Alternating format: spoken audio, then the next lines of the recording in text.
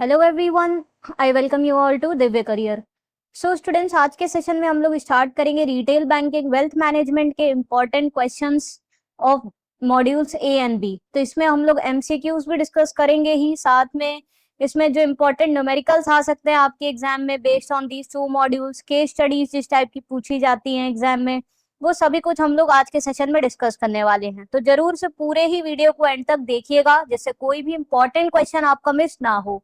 Session start करने से पहले चैनल को जरूर से सब्सक्राइब कर दीजिए, बेल आइकन प्रेस कर दीजिए to get the timely notification of all the videos. और इन सभी वीडियोस की पीडीएफ के लिए हमारा टेलीग्राम ग्रुप आप ज्वाइन कर सकते हैं, उसकी लिंक हमने डिस्क्रिप्शन बॉक्स में आपके लिए शेयर कर दी है। Okay, so let's start with our today session. So first question read करते हैं। Which of the following statements correctly describes the characteristics of horizontally organized model and vertically organized model? तो हर साल एग्जाम में horizontally vertically organised model पे एक नया question आपको देखने को मिलेगा ही मिलेगा। फर्स्ट स्टेटमेंट है horizontally organised model uses different process models for the different products offering end to end solutions product wise. Second है vertically organised model provides functionality across all the products and customer information is centralized. Third है in horizontally organized model individual process platform supports one product only. The sub data are not shared with other products and with other process and product, you can say. Fourth, a vertically organized model is a hybrid model that offers common information for most of the related services. Option A 1 and 3 only are correct. Option B 2 and 3 only are correct. Option C 1, 2 and 3 are correct. Option D 1, 3 and 4 are correct. सो देखिए आपके चार models होते हैं, horizontally, vertically, predominant horizontally और predominant vertically. तो दोनों ही जो होते हैं आपके हॉरिजॉन्टली ऑर्गेनाइज्ड मॉडल और वर्टिकली ऑर्गेनाइज्ड मॉडल एकदम ऑपोजिट होते हैं। वर्टिकली ऑर्गेनाइज्ड में क्या होता है, सेंट्रलाइज्ड कस्टमर डेटाबेस यूज होता है, तो सेम टाइप का प्रोसेस यूज होता है फॉर ऑल द प्रोडक्ट्स। इसमें क्या होता है, डिफरेंट प्रोसेस यूज होता है फॉर द डिफरेंट प्रोडक्ट्स। तो इसमें कॉमन इंफॉर्मेशन भी यूज नहीं होती है for any of the product. So no common information is use for any of the product. दोनों आपस में ऑपोजिट हो गए। अब वर्टिकली से मिलता जुलता प्रीडोमिनेंट वर्टिकली ऑर्गेनाइज्ड है, जहां पे common information is used for most of the product, तो ये हाइब्रिड हो गया।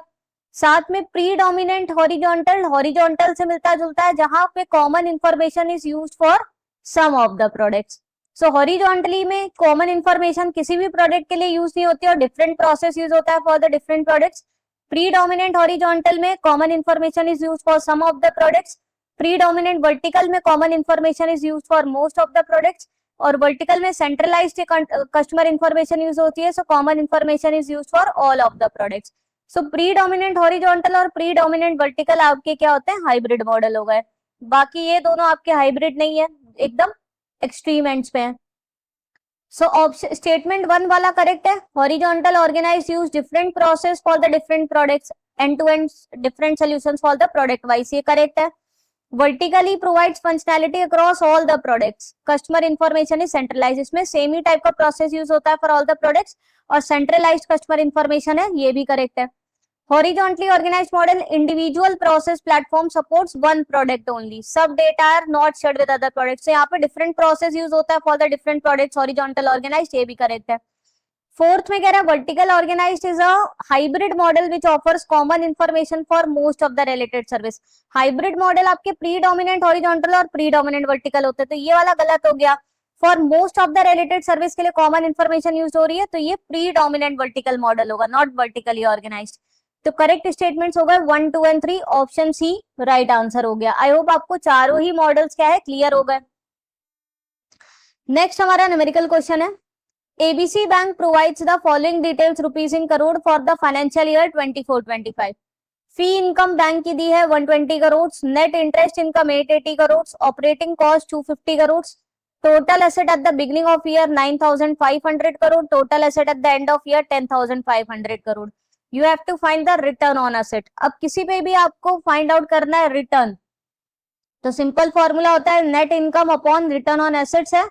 सो average divided by average total assets. So यहाँ पे हम लोग नेट इनकम जब बैंक की निकालेंगे तो क्या क्या कंसीडर करेंगे, इनकम बैंक की दो तरीके की होती है, fee income plus interest income. और इंटरेस्ट इनकम में भी we consider net interest income, जहां पे क्योंकि interest earn minus interest paid वो नेट इंटरेस्ट इनकम, तो वो ऑलरेडी दी है। अगर इसमें अलग अलग दी होती कि इंटरेस्ट रिसीव इतना हुआ, इंटरेस्ट पेड उतना हुआ है, तो वो डिफरेंस करके हम लोग नेट इंटरेस्ट इनकम निकालते हैं। So plus net interest income और माइनस इसके जो भी एक्सपेंसेस लगे हैं, so minus operating cost divided by average total assets. अब एसेट्स आपका बैलेंस शीट में एज ऑन द डेट बनता है, इसलिए हम लोग एवरेज लेते हैं जिससे पूरे साल का क्या एवरेज एसेट्स है वो पता चल सके। सो एवरेज एसेट्स हो गया आपका कितना, opening assets plus closing asset divided by 2। इसका फॉर्मूला होता है opening asset plus closing assets divided by 2 से आपका एवरेज टोटल एसेट्स आ जाता है। सो ओपनिंग एसेट आपका कितना दिया बिगिनिंग ऑफ ईयर में 9,500 करोड़ प्लस क्लोजिंग में 10,500 करोड़ डिवाइडेड बाय 2, तो ये आपका आ जाएगा 10,000 करोड़।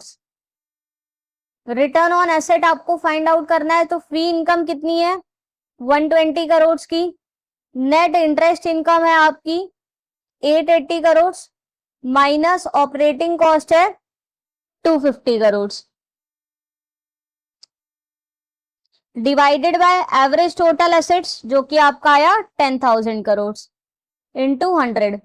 इसको आप सॉल्व कर लीजिए कैलकुलेटर पे, आपका आंसर आ जाएगा 7.5%। So option B is the right answer. So इस तरीके से return on asset, return on equity, इन पे आपके न्यूमेरिकल क्वेश्चंस आते हैं एग्जाम में। आई होप ये आपको क्लियर हो गया होगा। मैंने ये इसका फुल एक्सप्लेनेशन इधर दे भी रखा है जो आपको हमारे पीडीएफ में मिल जाएगा, उसके लिए टेलीग्राम ग्रुप ज्वाइन कर लीजिएगा, वहां से आप ये पीडीएफ पढ़ सकते हो। नेक्स्ट क्वेश्चन है, correctly categorise the banking products that would satisfy the person need as per Maslow's hierarchy of needs theory. First है core savings account and personal accident cover satisfy physiological needs. Second है fixed deposits and recurring deposit satisfy security needs. Third है second housing loan satisfy self actualisation needs. Fourth है retirement solutions in banking satisfy self esteem needs. Option A 1 and 3 only are correct, option B 1 and 2 only are correct, option C 1, 2 and 3 are correct, option D 1, 3 and 4 are correct.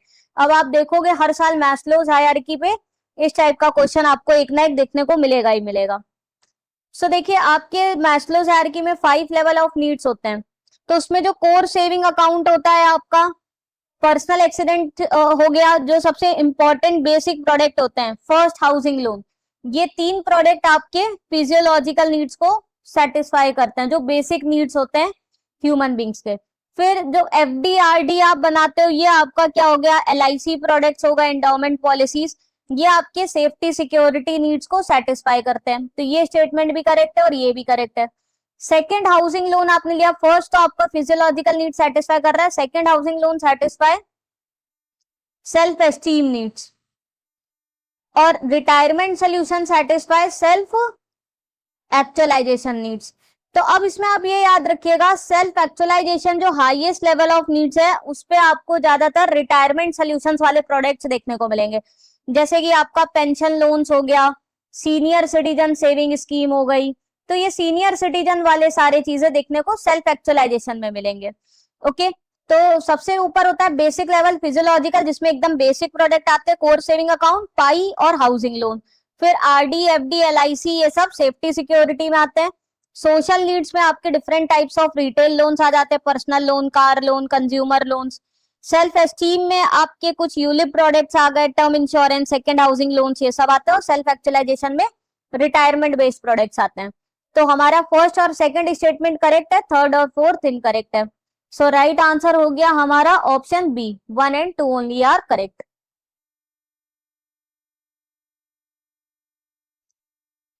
Next है, Sheena opens her saving bank account. She expects to access her account online, withdraw the cash from ATM 24/7, receive SMS updates after each transaction. The features are based on the customer minimal purchase condition.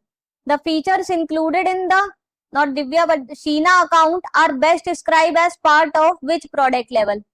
Options है generic product, augmented product, expected product, potential product. सो ये Theodore Levitt की theory है जो बहुत important है। Again हमने सिर्फ वही टाइप के क्वेश्चंस लिए जो एग्जाम में पूछे जाते हैं। सो उन्होंने डिफरेंट प्रोडक्ट लेवल्स बताए हैं। जेनेरिक प्रोडक्ट क्या होता है, एकदम कोर प्रोडक्ट हो गया, जो कि अनडिफरेंशिएटेड प्रोडक्ट होता है, लगभग सेम ही फीचर्स होते हैं जो डिफरेंट बैंक्स देती है। तो जैसे कोर सेविंग अकाउंट जब आप ओपन करवाते हो, कोर सेविंग बैंक अकाउंट, वो आपका क्या हो गया, जेनेरिक प्रोडक्ट हो गया। अब उसके साथ आपकी कुछ मिनिमल एक्सपेक्टेशंस रहती है कि हमने भाई सेविंग अकाउंट लिया है तो उसके साथ मुझे पासबुक मिल जाएगी, चेकबुक मिल जाएगी, हम ऑनलाइन एक्सेस कर सकेंगे, एसएमएस अलर्ट आ सकेगा। So they come under the expected product, जो आपको एक तरीके से एडिशनल फीचर्स मिलते हैं which actually are the minimal purchase conditions, की मतलब भाई इतना तो मुझे मिलना ही चाहिए इसके साथ जो एक्सपेक्टेड होता है।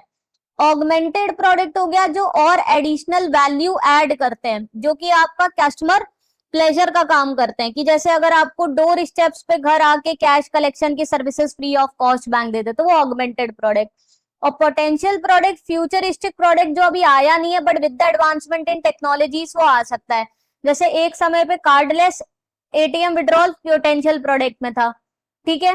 तो ये क्या है, ये मिनिमम एक्सपेक्टेड कंडीशंस है कि भाई उसको ये ऑनलाइन वो एक्सेस कर सके, 24/7 विड्रॉ कर सके कैश को, एसएमएस अपडेट आ सके। So these come under the expected product. Okay, से देखिए ये एक्सप्लेनेशन में भी ये मेंशन किया है मैंने सेम चीज, जो आप अगेन पीडीएफ से रीड कर सकते हैं। तो ये भी बहुत इंपॉर्टेंट क्वेश्चन है। नेक्स्ट है, a financial institution launched a new investment product without proper strategy, poor management decisions reflect which type of risk. Option है credit risk, business risk, market risk, operational risk.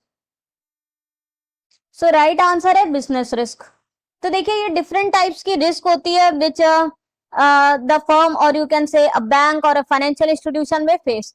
Credit risk होती है risk regarding default in the repayment of loans. So इसमें अगर customer को loan दिया और उसने repayment नहीं किया तो वो क्रेडिट रिस्क होती है। Business risk arises due to losing money due to wrong strategies, poor management decisions, तो वो बिजनेस रिस्क होती है। मार्केट रिस्क होती है जब आपका अनएक्सपेक्टेड एडवर्स मूवमेंट होता है इन द मार्केट प्राइसेस, तो उससे आपकी असेट की वैल्यू में भी डेट्यूरेट होती है। So that is market risk which is caused due to fluctuations in market prices. Operational risk होती है due to processing failures, due to employees engage in the frauds, तो ये सब की वजह से ऑपरेशनल रिस्क होती है। ओके,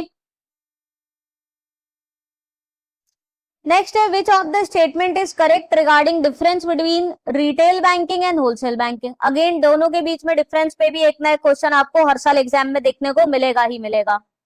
फर्स्ट स्टेटमेंट है risk is widespread in retail banking as customer base is large, whereas in corporate banking risk is more concentrated. Second है returns are more in retail banking as the spreads are more for the different asset classes in retail. Third, monitoring and recovery in retail assets are more laborious because of the large customer base as compared to corporate banking. Fourth, impact of NPA will be more pronounced in retail banking than in corporate banking. अब आपको बताने इनमें से कौन से statements correct है। सो देखिए retail banking में क्योंकि लार्ज कस्टमर बेस है तो वहां डाइवर्सिफाइड स्प्रेड हो जाती है रिस्क। वही कॉर्पोरेट बैंकिंग में क्या होता है, कुछ ही फ्यू बिजनेस हाउसेस पे बैंक एक्सपोजर लेती है तो वहां पे ज्यादा कंसंट्रेटेड रिस्क होती है। तो ये स्टेटमेंट करेक्ट दिया है। रिटेल बैंकिंग में बैंक का जो होता है मार्जिन ज्यादा होता है, स्प्रेड ज्यादा होता है, क्योंकि उनको लो कॉस्ट ऑफ डिपॉजिट मिल जाता है और वो हायर रेट ऑफ इंटरेस्ट पे लोन्स देते हैं, तो स्प्रेड ज्यादा होता है, रिटर्न ज्यादा होता है। बट होलसेल बैंकिंग में जो होते हैं बड़े कस्टमर्स होते हैं वो बार्गेन करते हैं for the lower rate of interest for their loans, तो वहां पर रिटर्न्स कम होता है। तो ये स्टेटमेंट भी सही दिया है, रिटेल बैंकिंग में रिटर्न्स बैंक का ज्यादा होता है। अब क्योंकि यहाँ पे रिटेल बैंकिंग में जो कस्टमर बेस है वो वाइड स्प्रेड है, डिफरेंट डिफरेंट ज्योग्राफिकल लोकेशंस पे स्प्रेड है और लार्ज कस्टमर बेस है, तो उन हर एक लोन पे नजर रखना, उनको रिकवर करना वो काफी ज्यादा टीडियस टास्क हो जाता है, डिफिकल्ट लेबोरियस टास्क है because of larger customer base. तो ये स्टेटमेंट भी करेक्ट दिया है। फोर्थ स्टेटमेंट है impact of NPA will be more pronounced in retail banking, तो ये गलत दिया है, क्योंकि एनपीए अगर कोई एक लोन होगा तो कॉर्पोरेट बैंकिंग में जहां पे लार्ज वैल्यू ऑफ लोन्स दिए हैं, okay higher amount of loans दिया गया है कि भाई बड़े बड़े अमाउंट के लोन्स दिए, तो वहां पर कोई भी एक अकाउंट एनपीए होता है तो उसका ज्यादा एडवर्स इंपैक्ट पड़ता है बैंक्स की बैलेंस शीट पे in comparison to retail banking loan जहां छोटे अमाउंट के लोन्स दिए जाते हैं। तो ये स्टेटमेंट आपका इनकरेक्ट है। So 1, 2 and 3 only are correct. Option C is the right answer. Okay, next है match the following. strategic business unit, cohesive unified business through scale, integrated. B, management by objective, departmental approach, specialized functional approach. Option A 1B 2A 3C, option B 1A 2B 3C, option C 1A 2C 3B, opशन D 1C 2B 3A.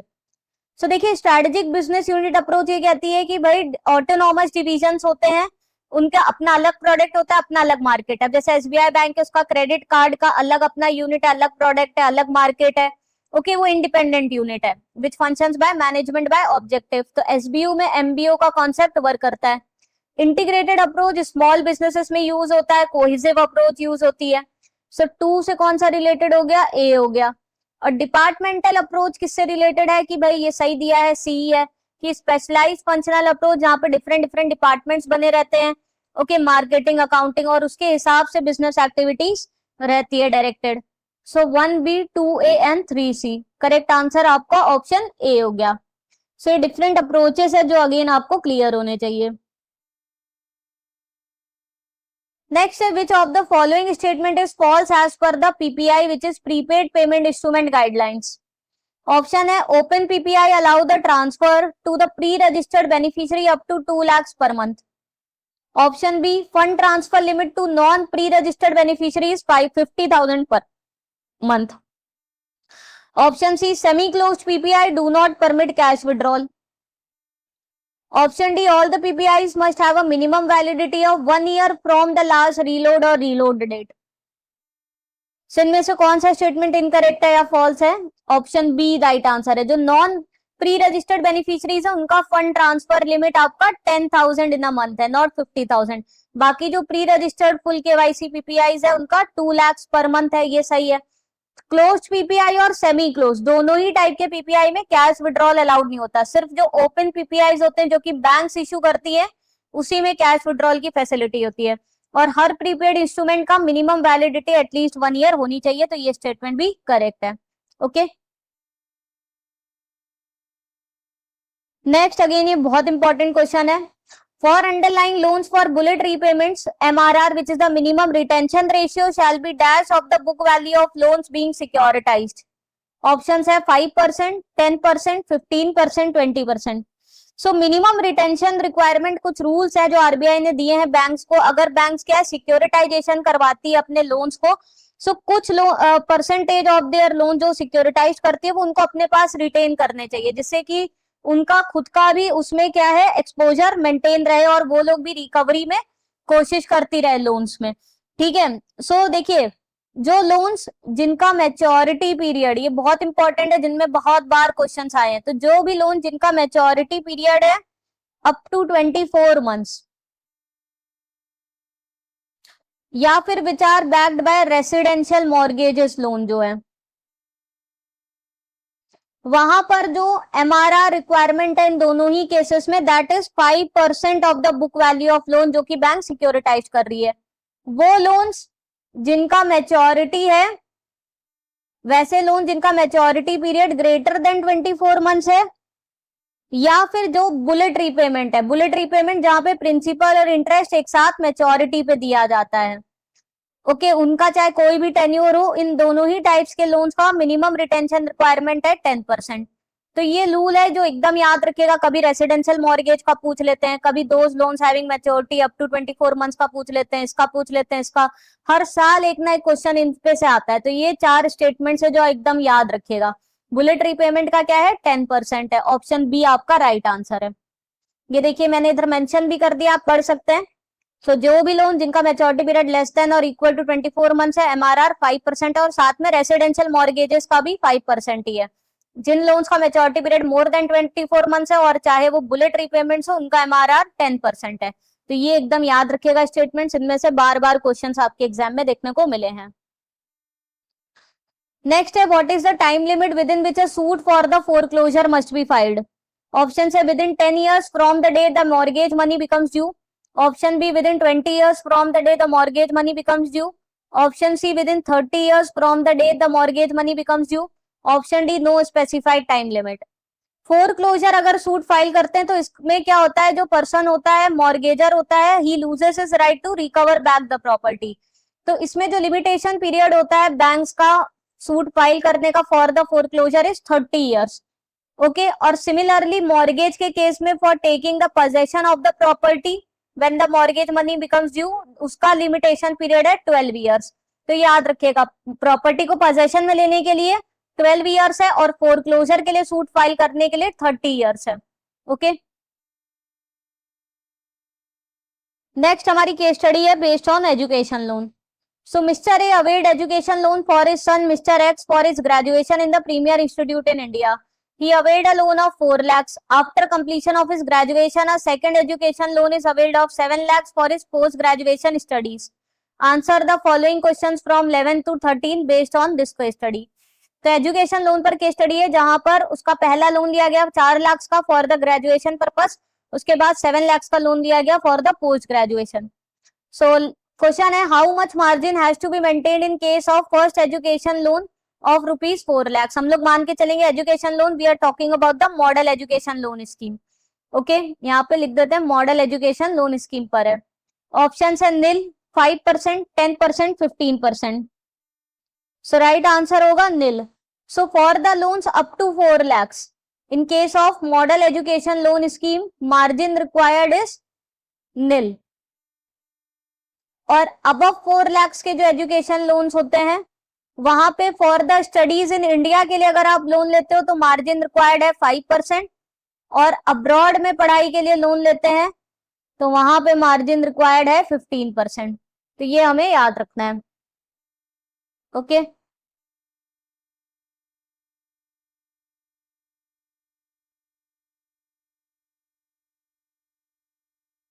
Next है how much margin has to be maintained in case of second education loan of 7 lakhs। तो इसका answer आपको पता ही चल गया, 5% है, क्योंकि हमने बताया 4 lakhs के ऊपर 5% रहेगा मार्जिन रिक्वायरमेंट इसके, और वैसे भी स्टडीज इन इंडिया है, अब्रॉड होता तो 15% आंसर होता। नेक्स्ट है what securities required by banks in case of second education loan of 7 lakhs। Option है no securities required, mister A will be joined as a को borrower. Option B tangible collateral security is required plus Mr. A to be joined as co-borrower। C है tangible collateral security is required plus Mr. A to be joined as co-borrower along with the assignment of future income of student in the favor of bank। Option D none of the above। सो जो loans होते हैं up to 7.5 lakhs के, okay, तो उसमें क्या है 4 lakhs तक में तो कोई भी सिक्योरिटी नहीं चल रही है, सिर्फ A would be join as a को borrower. Okay, after that above 4 lakhs up to 7.5 lakhs में एक टैंजिबल कोलेटरल सिक्योरिटी चाहिए होती है, साथ में जो पेरेंट होता है दैट ज्वाइन एज अ को borrower. So option B is the right answer. And for the loan above 7.5 lakhs वहां पे एक टैंजिबल कोलेटरल सिक्योरिटी चाहिए, जो पेरेंट होगा वो को बोरोवर के जैसे ज्वाइन करेगा, और साथ में जो स्टूडेंट की फ्यूचर इनकम होगी that would be assigned in favour of bank. अगर इसमें लिखा होता loan is covered under credit guarantee scheme, credit guarantee scheme होता तो लोन अप टू 7.5 lakhs तक के लिए कोई भी कोलेटरल सिक्योरिटी क्या है नहीं चाहिए रहती, वो वेव ऑफ हो जाती। बट इसमें ऐसा कुछ दिया नहीं है कि कोलेटरल की उसमें वो कवर है कि नहीं कवर है। ओके, नेक्स्ट है SARFAESI act does not cover which of the following assets. First है security interest created is less than 1 lakh। Second है total outstanding due is 25% of the principal amount and interest. Third agriculture land. Fourth commercial property. So किस पे ये cover नहीं होता है? जहां पे security interest created less than 1 lakh, यहाँ पे एप्लीकेबल है नहीं है, सही लिखा है, क्योंकि security interest created should be more than 1 lakh for the SARFAESI act to be applicable. Total outstanding at least 20% और मोर होनी चाहिए। इसमें क्या है 25% है तो सही है, 20% से ज्यादा है तो यहाँ पे एप्लीकेबल है, यहाँ पे एप्लीकेबल नहीं है। एग्रीकल्चर लैंड पे भी सरफेसी एक्ट एप्लीकेबल नहीं होता है। कमर्शियल प्रॉपर्टीज पे क्या है एप्लीकेबल हो जाता है। तो किस पे एप्लीकेबल नहीं है? 1 और 3 पे एप्लीकेबल नहीं है। सो ऑप्शन सी आपका राइट आंसर होगा। पूछते कि एप्लीकेबल किस पे है तो आपका 2 और 4 वाला करेक्ट होता। ओके, ये देखिए दिया भी है SARFAESI act does not cover agriculture land, loans below 1 lakh या security interest created is less than 1 lakh where less than 20% of the principal interest is overdue, और साथ में अगर unsecured loans है जहां पे क्रेडिटर का चार्ज ही नहीं क्रिएट है तो वो उस पे भी सिर्फ एक्ट कवर नहीं होगा। नेक्स्ट केस स्टडी है based on vehicle loan. Mr. A wanted to avail vehicle loan from the bank. He inquired about the eligibility criteria, interest rate, repayment period, etc. from the bank official. On 1st August 2024, he finally got the loan disbursed in the account of a car dealer. Based on the characteristics of the vehicle loan, answer the following question 15 to 17. 15th है, what is the moratorium period for Mr. A? Options है nil, 15 days, 1 month, 2 month. सो vehicle loan में हमें याद रखना है moratorium period निल होता है, अगले आपका तुरंत ही क्या है रीपेमेंट स्टार्ट हो जाता है। वहीं जब हम लोग एजुकेशन लोन की बात करते हैं उस पे मोरेटोरियम पीरियड कई बार पूछा जाता है, वहां पे आपका कोर्स पीरियड प्लस 1 ईयर का मोरेटोरियम पीरियड होता है, बट व्हीकल लोन पे कोई मोरेटोरियम पीरियड नहीं होता है। नेक्स्ट है, what is the date by which the final repayment of car loan should be completed by mister A? 31 जुलाई 2034, 31 जुलाई 2031, 1 सितंबर 2032, 1 सितंबर 2035। व्हीकल लोन में जो मैक्सिमम रीपेमेंट पीरियड होता है दैट इज 7 इयर्स। सो इसमें लोन आपका 1 अगस्त 24 को डिसबर्स अगर हुआ है तो 7 साल में फाइनल रीपेमेंट हो जाना चाहिए, मैक्सिमम रीपेमेंट पीरियड। सो राइट आंसर हो गया 31 जुलाई 2031 which is 7 years. Next, in case of car loan, what type of charge would be created over the asset by the bank? Options है mortgage, pledge, hypothecation, lien. So car loan पे जो bank charge create करता है that is hypothecation. Hypothecation हमेशा ही charge create होता है over the movable assets, जहां पे जो सिक्योरिटी होती है जिसपे चार्ज क्रिएट होता है that remains in the possession of borrower. So car loan पे कार का यूज कौन करता है? बोरोवर ही करता है, उसी के पोजेशन में रहता है। सिमिलरली मॉर्गेज आपका इमूवेबल एसेट्स पे होता है जहां पे अगेन जो पोजेशन होता है एसेट का that remains with the borrower, जो कि आपका होम लोन के केस में आ गया। हाउस आपका इमूवेबल प्रॉपर्टी और घर पे कौन रहता है? फिजिकल पोजेशन उसका बोरोवर के पास ही रहता है।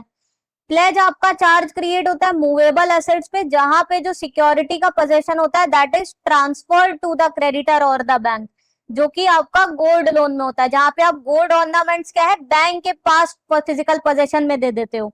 सो ओके, और लियन आपका चार्ज अगेन मूवेबल एसेट्स पे ही होता है और जहां पर आपका बैंक अपने पास रिटेन रखता है वहां पे भी फिजिकल पोजेशन बैंक का होता है।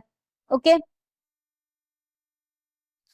नेक्स्ट है, in case of dash the mortgagee has a right to sue for the decree from the court to the effect that the former be debarred forever to get back the mortgage property. इसको क्या कहते हैं? Right to foreclosure कहते हैं। Right to foreclosure जहां पे आपने court में सूट फाइल कर दिया, अब जिससे जो बोरोवर है वो वापस अपनी प्रॉपर्टी को रिटेन नहीं कर पाएगा, रिकवर नहीं कर पाएगा। ऑप्शन है simple mortgage, usufructuary mortgage, English mortgage, mortgage by conditional sale. So right answer है option D mortgage by conditional sale, जहां पे फोरक्लोजर के लिए फाइल किया जा सकता है। कंडीशनल सेल में जो सेल होती है वो एक तरीके से ऑस्टेंसिबल सेल होती है, मतलब दिखावे की सेल होती है कि हमने प्रॉपर्टी बैंक को सेल कर दी है।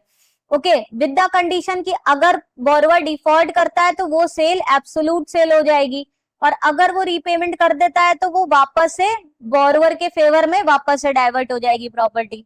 ओके, नेक्स्ट है, which of the following statement is false regarding credit cards? Option A, credit card receivables are secured advances for the banks and hence lower pricing for the card receivables.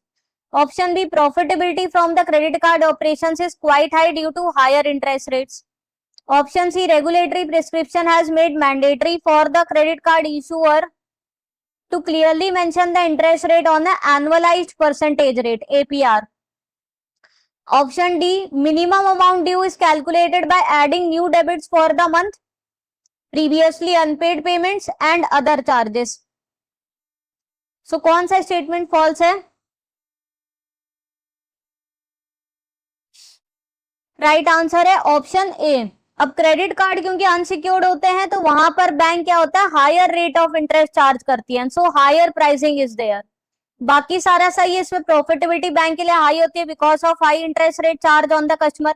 साथ में RBI ने prescribe किया है कि monthly rate of interest नहीं बल्कि की fact statement में एनुअलाइज्ड परसेंटेज रेट होने चाहिए, जिससे कस्टमर को क्लियर आइडिया हो कि कितना रेट ऑफ इंटरेस्ट उसको पे करना पड़ेगा अगर वो बैलेंस को कैरी फॉरवर्ड करेगा। मिनिमम अमाउंट ड्यू जो हर बिलिंग साइकिल पे इतना तो पे करना ही पड़ता है कस्टमर को, और बाकी वो बैलेंस क्या कैरी फॉरवर्ड कर सकता है for the next billing cycle.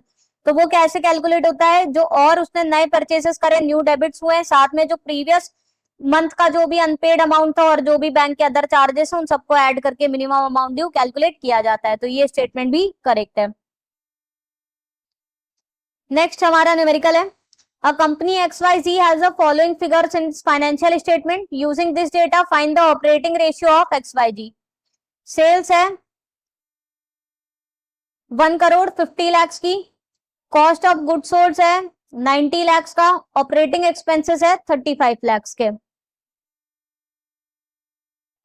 So operating ratio का फॉर्मूला क्या होता है, ऑपरेटिंग रेशियो का फॉर्मूला होता है operating profit divided by turnover या फिर सेल्स इनटू 100। ऑपरेटिंग प्रॉफिट का क्या होता है, operating profit is equal to gross profit minus operating expenses. Gross profit का क्या होता है, gross profit is equal to sales minus cost of goods sold. So sales कितनी दी है 1 करोड़ 50 लाख की,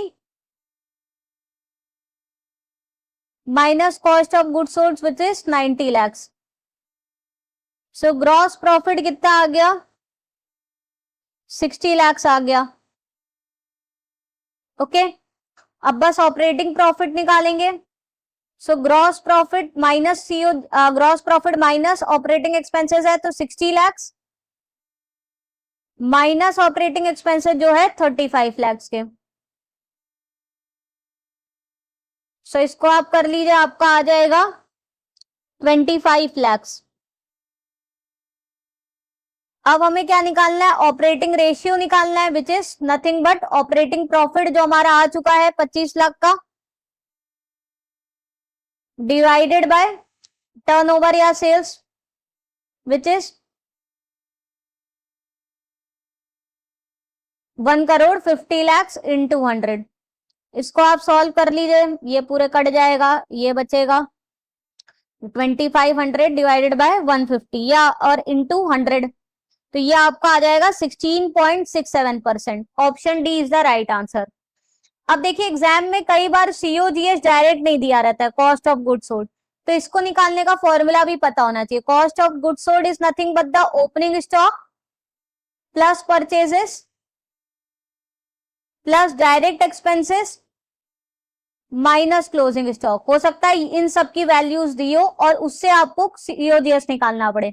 इसमें डायरेक्ट सीओजीएस दिया था तो हमने फॉर्मूले में पुट कर दिया। ओके इसका ये फुल एक्सप्लेनेशन मैंने इधर दे भी रखा है जो आप पीडीएफ से रीड कर सकते हैं। For that do join our Telegram group, I have shared the link in the description box. Next question देखते हैं। XYZ Bank provides the following financial details rupees in crores for the financial year 24-25। Net income दी है 600 करोड़ की, total bank assets है 12,000 crore, share holder equity 1500 crore. Calculate the leverage ratio and return on equity. So देखिए return on equity का formula होता है return on assets into leverage ratio. ठीक है अब हम लोग क्या निकालेंगे, लेवरेज रेशियो का क्या फॉर्मूला होता है, leverage ratio is equal to banks asset upon banks capital या फिर बैंक्स इक्विटी आप बोल सकते हैं। सो बैंक्स का एसेट दिया हुआ है 12,000 करोड़ का है डिवाइडेड बाय बैंक्स इक्विटी कितनी है 1500 करोड़ की, तो ये आपका क्या आ गया 8 आ गया। ओके 8 आपका लेवरेज रेशियो आ गया। अब रिटर्न ऑन इक्विटी निकालना है, return on equity net income divided by the equity into 100। So net income दी हुई है 600 करोड़ की, इक्विटी दी है 1500 करोड़ की, इंटू 100 कर देंगे तो ये आपका आ जाएगा 40%। अब इसमें आप क्या है, इस फॉर्मूले से भी निकाल सकते थे, जहां पे आप पहले रिटर्न ऑन असेट निकालते और उसको 8 से मल्टीप्लाई कर सकते थे। मतलब आप इसमें आरओए भी निकाल सकते हो with the given data. ROA क्या होता है, net income divided by the assets.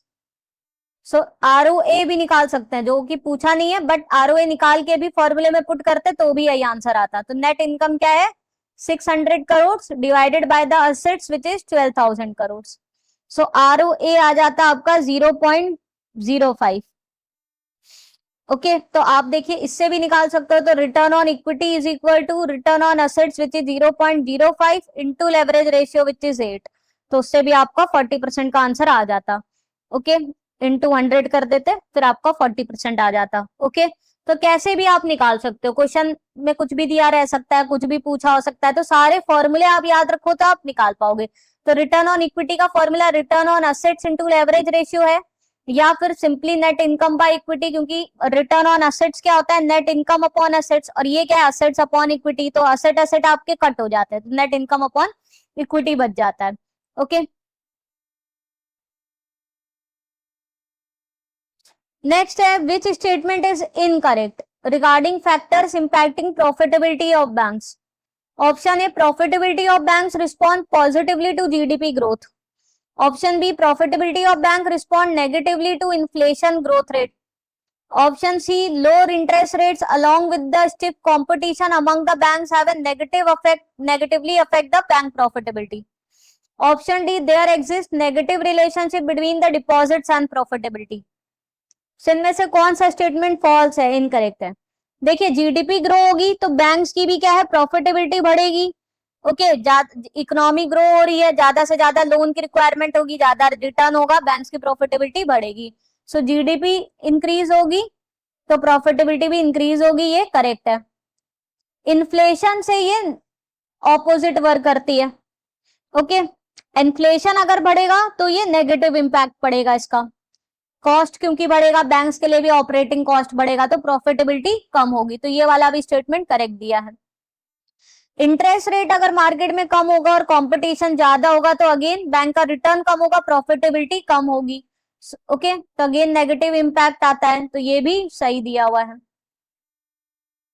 But अगर डिपॉजिट बैंक का बढ़ेगा तो ज्यादा डिपॉजिट होगा तो बैंक ज्यादा रिटर्न लोन्स दे पाएगी, जब ज्यादा लोन्स दे पाएगी तो ज्यादा रिटर्न अर्न कर पाएगी, तो प्रॉफिटेबिलिटी बढ़ेगी। तो यहाँ पर क्या है, नेगेटिव नहीं पॉजिटिव रिलेशनशिप है between the deposits and profitability, क्योंकि ज्यादा डिपॉजिट से बैंक ज्यादा लोन दे पाएगी जिससे उसका प्रॉफिटेबिलिटी बढ़ती है। तो यही आंसर हो गया which is the incorrect statement, option D. Next, which aspect of service quality includes courtesy and competence of bank staff? Reliability, responsiveness, empathy, assurance. So minimal service quality जो कि एक्सपेक्ट करे जाती है customers by the banks, so courtesy और competence staff का show करना चाहिए, that comes under the assurance part. So देखिए मैंने टेबल दिए जो बहुत इंपॉर्टेंट है, इस पे हर साल एक ना एक क्वेश्चन आता है एग्जाम पे। रिलायबिलिटी सर्विस लेवल का मतलब हो गया कि बैंक्स जो प्रॉमिस कर रही है उस हिसाब से सर्विसेज दे रही है। अगर उसने कहा मैं 4 दिन में लोन सैंक्शन हो जाएगा तो 4 दिन में हो रहा है।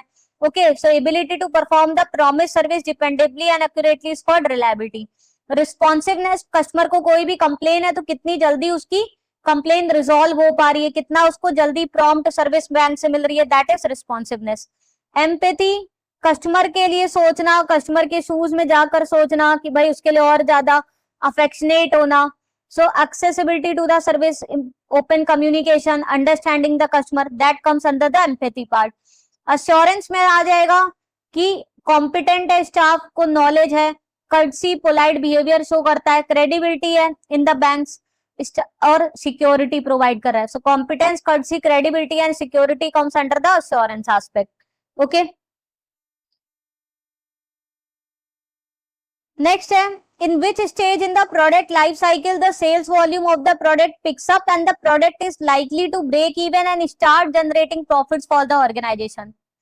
ऑप्शन है introduction, growth, maturity, decline, saturation. So देखिए प्रोडक्ट लाइफ साइकिल इस तरीके से रहती है, up down cyclical movement show करती है। सो पहला इंट्रोडक्टरी स्टेज होता है, फिर ग्रोथ आता है, फिर एक तरीके से मैच्योरिटी पे पहुंच जाते हैं जहां पे सेल्स पीकअप हो जाती है, एकदम हाईएस्ट लेवल ऑफ सेल जहां पे कोई भी चाहेगा कि मैक्सिमम टाइम पीरियड के लिए रहे। फिर डिक्लाइन आना शुरू हो जाता है, ओके, और फिर से इस तरीके से ग्रोथ होती है। तो जहां पर सेल्स वॉल्यूम धीरे धीरे ग्रो होने लगती है और ब्रेक इवन हो जाता है, जो कॉस्ट है वो रिकवर हो जाते हैं, वो स्टेज होता है ग्रोथ स्टेज। इंट्रोडक्टरी एकदम इनिशियल स्टेज होता है जहां पे कॉस्ट ज्यादा होते हैं, सेल्स कम होती है, ओके। ग्रोथ स्टेज जहां पे सेल्स पिकअप करने लगती है और ब्रेक इवन भी अटेन हो जाता है। मैच्योरिटी जहां पे सेल्स एकदम मैक्सिमाइज हो जाती है। फिर इसके बाद कुछ चेंजेस करने की जरूरत है और नए कॉम्पिटिटर्स आ गए, ओके, सेल्स अब वही का वही है, सैचुरेशन का स्टेज आ जाता है। और फिर क्या होता है, डिक्लाइन होना शुरू हो जाता है because customer start purchasing other products, okay. Next है arrange the stages in the product development process in the correct order. इसका राइट आंसर हम डायरेक्ट बता दे रहे हैं, ऑप्शन सी है। तो प्रोडक्ट डेवलपमेंट प्रोसेस में जो स्टेजेस इन्वॉल्व होते हैं, सबसे पहले जनरेटिंग न्यू प्रोडक्ट आइडियाज, पहले आप न्यू आइडियाज आते हैं आपके माइंड में, उसको स्क्रीन करते हो, ओके, कि कितना कौन सा आइडिया में भी वाइबल हो सकता है, कॉन्सेप्ट टेस्टिंग करते हो, बिजनेस और मार्केट एनालिसिस करते हो, और फाइनली फिर उसको एक्चुअल प्रोडक्ट को डेवलप करके मार्केट करते हो। So these are the stages involved in the new product development, और लाइन से इसको याद रखिएगा डिफरेंट स्टेजेस को, ओके। नेक्स्ट है credit information companies build the scores using which historical data files, default on the previous credit transactions, payment behaviour और payment history, previous searches और enquiries, all of the above. So credit information company जो credit score निकालती है वो इन सभी factors पर based होता है, कि प्रीवियस क्रेडिट ट्रांजैक्शन देखती है, उसमें कितनी बार उसने डिफॉल्ट किया है, कोई लोन एनपीए तो नहीं था, पेमेंट्स आने में इरेगुलरिटी तो नहीं है, पेमेंट बिहेवियर क्या है, कितनी बार वो क्रेडिट के लिए रिपोर्ट उसकी फेच की जा रही है, मतलब he is hungry for the credit, previous searches enquiries क्या है। So all of the above is the right answer. CIBIL की बात करें, credit score varies from 300 to 900, और गुड क्रेडिट स्कोर बोला जाता है विच इज अबव 700, 700 के ऊपर का स्कोर आपका गुड क्रेडिट स्कोर में आ जाता है, 700, 750। नेक्स्ट है margin is subjected to RBI stipulated loan to value of maximum dash for the loans up to 30 lakhs and maximum dash for the loans above 75 lakhs। Option है 90% and 80%, 80% and 70%, 90% and 75%, 80% and 75%। So for the loan up to 30 lakhs LTV ratio कितना है, याद रखिए, housing loan का है LTV ratio prescribed by RBI, okay. So for the loans up to 30 lakh LTV ratio है 90%, 30 to 75 lakhs के बीच में 80%, greater than 30 to 75 lakhs के बीच में 80%, और ग्रेटर देन 75 lakhs में 75%। सो अप टू 30 lakhs 90% हो गया, और अबव 75 lakhs 75% हो गया। सो 90 एंड 75%, ऑप्शन सी आपका राइट आंसर है। एलटीवी रेशियो पे, मार्जिन पे क्वेश्चंस आते हैं, अगर LTV ratio 90% up to 30 lakhs का तो मार्जिन 10% हो गया, 80% अगर है तो मार्जिन 20% हो गया, और 75% है तो मार्जिन 25% हो गया। तो कई बार एग्जाम में क्वेश्चन आ चुका है, कई बार एलटीवी रेशियो पूछ लेते हैं डिफरेंट रेंजेस का, और कई बार मार्जिन पूछ लेते हैं। 100 माइनस कर देंगे तो उतना, मतलब बोरोवर अपना कॉन्ट्रीब्यूशन लेकर आएगा, वो मार्जिन बनी है, और ये परसेंटेज है कि इतना लोन बैंक प्रोवाइड कर देगी। Next, a dash has been authorized as the Bharat Bill Payment Central Unit and is responsible for setting the business standards, rules and procedures for the technical and business requirement for all the participants. RBI, SEBI, NPCI, IRDAI. So right answer है NPCI, which is National Payment Corporation of India, which is authorized as a bill Bharat Bill Payment Central Unit. Okay, so Bharat bill payment system है जहां पे NPCI act करती है as a बीपीपीसीयू, जो कि इससे related standards, rules, procedures क्या होगा, also look after the clearing settlement process, okay. Next है assets in the doubtful 2 category have a provision requirement of dash in case of secured portion and dash in case of unsecured portion. Options है 25 and 40%, 15 and 25%, 40 and 100%, 25 and 100%. सो आपको याद रखना है D1 category का secured और unsecured क्या है 25% and 40%, sorry 25% and 100%. D2 का क्या है 40% एंड 100%, और D3 का क्या है 100% and 100%. Unsecured portion doubtful category में हमेशा 100% ही है. तो D2 का क्या आंसर हो गया 40 एंड 100%. ऑप्शन सी आपका राइट आंसर हो गया.